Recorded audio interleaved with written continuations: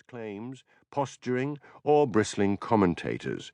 During social media or television debates, the open-minded are often crowded out by prickly nationalists who offer lectures on the greatness of their civilization and history, implying that a splendid future is India's by right.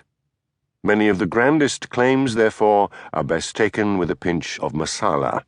But because India is growing, outsiders and Indians alike have to try to discern how bright its improving prospects really will be.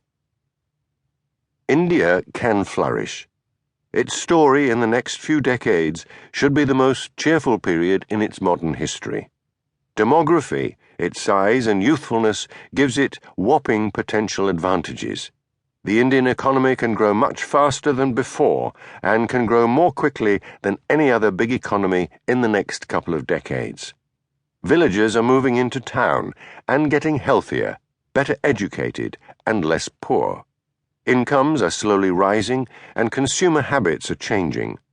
Bright people can find it easier than ever to inform themselves about the world. More are forming new companies using new technology.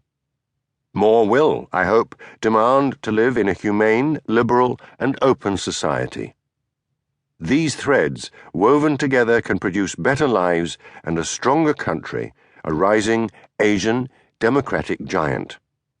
But first, India has a lot of simple catching up to do. It must travel far simply to match basic standards already found elsewhere in Asia. The choices and policies the country's leaders should take are not too difficult to imagine. The uncertainty lies in whether they get around to taking and implementing them. The crop of leaders who came to power in 2014 represented a decisive break from previous decades. Narendra Modi and those under him vowed to reshape the material prospects of roughly 1/5 of the planet's population. Potential gains were tremendous, an immense opportunity to be grabbed.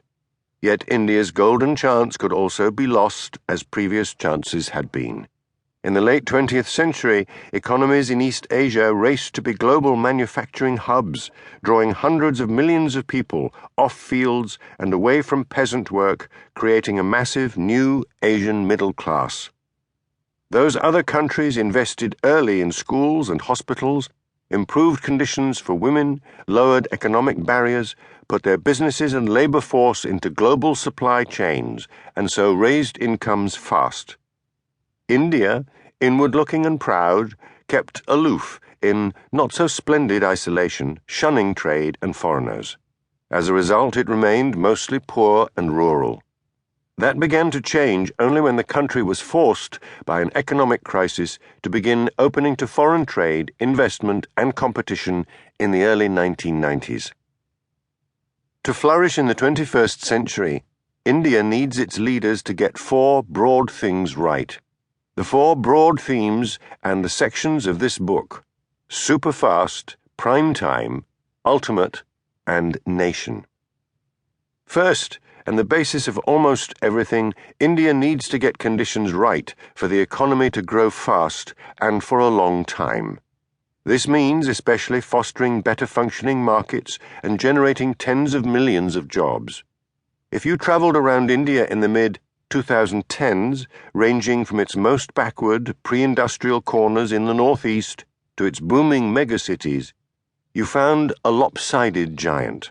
The country was changing but remained divided, with big barriers between states, typified by long lines of parked lorries waiting at every state border so officials could shake down drivers for bribes or paperwork. Enormous patches of territory looked almost medieval, yet they were only a short distance from cities where life was modern and relatively comfortable. In some states, such as Gujarat, Maharashtra, or Tamil Nadu, India flexed growing industrial muscle and demonstrated modernity, like reliable power and smooth roads, that cheered corporate leaders. Some Indian companies operating at home and abroad were bulking up. Especially in the south, where schools and hospitals were better, and increasingly along its coastal states, India developed human capital, healthy and bright workers, entrepreneurs, teachers, essential for widespread prosperity.